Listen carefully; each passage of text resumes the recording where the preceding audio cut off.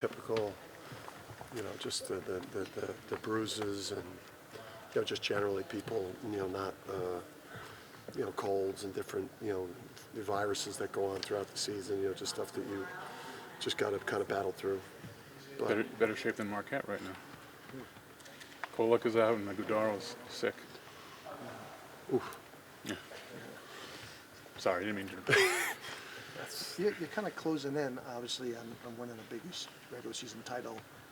What's that kind of mean? I think you just try not to let it kind of creep in. I think you just stay, focused on your process, your preparation.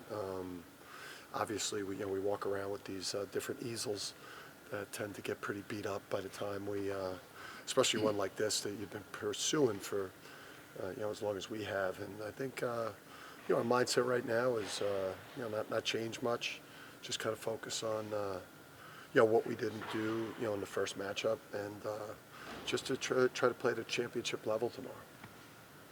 And I know you've stated finishing unbeaten at home is a big goal too, really important to you. Yeah, not a lot of people have been able to do it. Obviously, playing on the road is a challenge.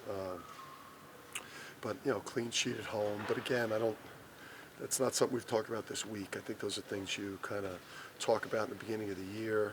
Players may or may not, kind of think about those things. But I think you're just so focused on, Dawes and Richmond and Davis, Bediako, and our game plan. And Richmond. Go ahead, Dave. Richmond's obviously giving you some trouble. Yeah, it's tough. There's not that many, guards his size. Came in Andre's class. So he's got tons of experience, and just a big, talented, physical guard that can hurt you. So many different ways offensively. He creates so much, puts so much paint pressure on you, and then defensively too. 8 steals or something in the first game. It was a pretty ridiculous performance. What'd you get done during the break? It's kind of a weird time to have it, too, late in the season. Yeah, just work on some different things from an offensive standpoint, shore up some things, defensively. Just try to recharge the battery. Obviously, we tried to simulate, Big East physicality with our practices, so that we were prepared for that. I don't think we were prepared for that for the Big East opener. We played those non-conference games. Obviously, we had the long trip from Seattle. Things were going pretty sweet for us through the non-conference, and then we had the rude awakening that Big East games are different than non-conference games, NCAA tournament games, because there's a level of physicality that you got to be ready to deal with. When you're rebounding the ball, you got to be prepared for someone to shove you in the back. When you're trying to cut to get open, you got to be prepared for somebody, to grab you. And when you dribble the ball, you got to be prepared for somebody, to put their hands on you. In this league, on some nights it's allowed more than others. Tim, considering it's senior night, what's it been like for you to share this experience with Andrew? Yeah, it's been impossible not to, not to, a couple times this week to get a little, emotional about it, because, coach's kids, it's not, I guess it's exciting in some way, because, it's all these, great, big, Big East tournament, going to Final Four, but, when things aren't going good, it takes a toll on the family. Sometimes they read stuff about their dad on social that's scarring, especially when it's not going well. So it's tough. It's not it's not this unbelievable experience. But I'll say this, it makes me so proud of him, because he's been a huge part of the locker room, and his relationship with the players and coaches. He's the only guy in the group that survived 4 years with you. All those other guys transferred in, and you played for your father. He threatened the portal. Right. He threatened. He felt his valuation was very high, getting in every tournament game last year. So my wife Andrea stepped in and stopped him from portaling at the end of last year. What was that like for? He had that moment at the end of the championship game. That must have felt good for you that he got to dribble the clock out. Just again, and for the walk-ons too. Non-scholarship. Not a lot of glory in it. just preparing the team to play, being a great teammate. It's never about you, ever. And just, you're filling any role you can in the program. So, he's been a great teammate. He's helped our locker room. He's helped our spirit. He's a really good player. Could have played Division II. And, would have been better than that if I would have pushed him the way I was pushed when I was a kid, because he's way more athletically talented than me. He can actually dunk off 2 feet, and I could never figure that out. Didn't you say last year that you could confide in him, and it was just a different relationship to have? Yeah, he's done so much damage control for me. I'm coaching these guys hard and tough practices, and he humanizes me a little bit with the players. So, grabbing them after a brutal practice, different things. So. Yeah, and obviously it just makes you very emotional to even think about this. And how emotional will tomorrow night be for you, for him, and for your wife? Danny. This is a bad sign for me right now if I'm doing this right now. I'm still, right, Phil? I'm like 20 hours out and I'm falling apart. We're very close. So, me, my wife, my son, so Danny, Andrew. So. So you talk about something fun. Sorry. Well, no, is there a, for both Haas and Andrew, could come back next year? Yeah. I mean, have you talked to, I'm sure you talked to Andrew. I don't, let him answer that for you. I don't think he's got, I don't know that we're thinking that far ahead. I think the only players I've really addressed their future with would be, the freshmen, either that aren't playing as much as they'd like, or the younger players about, don't put yourself too far ahead. There's no rush to get in the portal. From what I'm hearing, the portal's going to be, it's going to be plentiful, and you're not going to miss anything there. And the players that maybe are younger, that maybe are buzzing with some draft, stay in the moment, finish the season, stay connected to what we're doing, don't think about those things. And for guys like Tristan and Haas and Andrew and Cam, we've got, this is a big game, but we've got bigger things too that we're trying to accomplish, that there's going to be plenty of time a month from now, 6 weeks from now, for you to go and kiss midcourt or and gamble or some other things I've told them.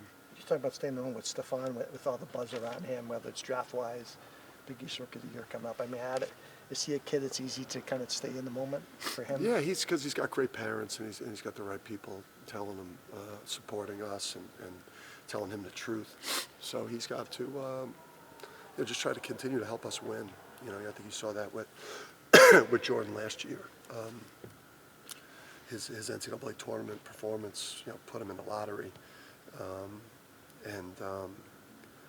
Obviously, Andre put himself in a position to get a guaranteed contract because we won. And that's what he's got to do. He's just got to keep playing winning basketball and keep trying to improve. And just, if you can't turn that outside noise out, if you get ahead of yourself, things will fall apart quickly for his team and for him. How much did the last Seton Hall game hinge on Donovan getting injured, and how much was you guys just not defending Kadari well enough? Yeah, I mean, the warning signs were there. Obviously, the game, the outcome in terms of the actual final score, I think, definitely had to do with, Donovan, the amount of points we lost by. But we played a losing game, and they played a tremendous game. So we wouldn't have won if Donovan didn't get hurt or didn't get in foul trouble, because there were a lot of the warning signs that we saw at Creighton, some of the breakdowns, blown assignments, not defending the things that we need to defend versus specific opponents. It all showed up. So it certainly didn't help. Didn't help losing Donovan. But we're up 10 in the first half. But you didn't feel good about it because we were making a lot of mistakes, and they were playing, well. Yeah, and Tristan, you talked about your relationship with him a little bit, just getting to know him and him getting to know you. Can you just speak to what he's meant to this program and how your relationship has developed? Yeah, it's I think he'll have a big impact on me as a coach. moving on from here. Whereas like you have an appreciation for, personalities that aren't exactly like yours, and those are incredible to have on a team in a locker room. You can't have 13 fireballs. You need some cool, calm customers in there too. So, I've learned that from him. And then I think, what he's done here and what he's delivered on as a player has changed all of our careers and lives, all the players around him, all the coaches. He's given us an incredible gift with what he was able to lead us to last year and now. Again, I'm not talking about what their career is going to look like 20 years from now, but he's certainly positioned right now to, have as good a 2-year run at the guard spot as anyone's ever had in the uniform here, in terms of what he has ahead of him, what he could accomplish in terms of success with team and triple doubles and such. So he's in a position that few people have been in here. So Did it take you a while to kind of embrace his attitude? I mean, last year was there early friction? I don't know, friction, but We've had 80% less friction this year. I'll give you the 20% was probably still there after, probably 2 of the 3 losses this year. He was lights out of Kansas, and, I just got such a high expectation for, how good he is and what we need from him. But, our role in game, I think, I'm a brute in practice, and it's my job, and it gets us ready. But we've got a much better connection in game. Support for each other has changed a lot this year. Cam, how's Cam kind of fit in? That's 1 year. Sometimes it's hard to come in and be as effective as he is. Yeah, it's as perfect a fit as it felt like when he took the visit. Feels like that was yesterday. So not many times where a player's here as short a time as he's going to be here. And a fan base, loves him the way they probably love that guy. So it's rare that you get that deep connection that quick. And he's just delivered in every way. Joey California, but only Yeah. more productive. Yeah. I mean, he was the missing piece in the puzzle for us in terms of replacing the production from Hawk and being the two-way player, and then also being clutch, because you got to be clutch. So And he assists too. He's assisting. I don't think good things come to those that wait. And in recruiting, I think we generally try to hold out to get the absolute person that we know is going to be the right fit. That was cutting close, though. How have you guys improved during Big East play this year, and how is that going to help you down the line? Yeah, I just think this year's team isn't as intimidating defensively, but with Donovan back, we've got the potential to be an elite defensive team. I think we're a better offensive team. We've shot. We've been at the 50% mark from a field goal percentage standpoint for a majority of the year. So I think we're a really, really hard team to guard. That's why you see so many different defenses and people getting away from their core defense. But when we're on, there's not a lot of holes when we're the hardest playing team, and we're on the backboards and we're doing what we're capable of at both ends. We just don't want to give you a lot. Did you not talk to them about winning the goal that you've been pursuing for so long? And we've been talking about just championship level play here. I think we've talked about improvement for a while, but as February was getting closer to March, I just think it's been like championship level effort, championship level screening, championship level connection, championship level reps in practice. I think we all know what time of year it is. This is the time of year where things get really, really exciting. And you want things to just be really automatic for you. You know your principles, you know how you play, and just lock in on the preparation. You're going to have to face teams that have something to play for, what you have left, which will make it even more difficult, won't it? Yeah, I think so. But listen, when you're us and you're UConn, and you're coming off the national championship or even prior to that, we've been getting everyone's best shot. We've been playing the best version of every team that we've played the entire season. So we know what everyone's got on the line. When they play us, it's the relationship between UConn and the Big East it's been good for us, and it's been also, really, really good for them. We bring opportunities for teams to, get into the NCAA tournament, everyone's goal. So, that's not a motivator. We don't want to win these games to try to keep somebody else out. We just want to continue to build on our success. How happy are you for Haas to see him kind of come through with the type of player you expected him to be this year, finally? We wouldn't be here in this position without Haas taking the big jump and becoming a vital cog here, and a player that when he checks in, a fan favorite. They love to watch him play. They love what he brings to the table for this team. The depth was an issue. What him and Sampson have been able to do off the bench, and Jay Stu and Solo at times has all put us in this spot. But we thought Haas would be the perfect Big East guard, and he's been huge for us this year. Is the biggest thing the energy that he brings, or just that he keeps? Yeah, I mean, he's had games where he's made threes for us. He's finished at the rim. He's been a disruptive defensively and with great spirit, and he plays with swagger. He's able to create for others. He's done a little bit of everything the whole year for us. I know you talked about telling the guys to stay in the moment, not worry about. But have you thought about the idea that there could be a lot of guys playing their final game? I think you have in today's game with everything going on. We've met and talked through scenarios and talked about potential departures and trying to think ahead a little bit relative to roster construction. I think we're always talking about it this time of year. So I think that's fluid, though, because the sport just seems to be, with some of the rulings and things that are going on right now,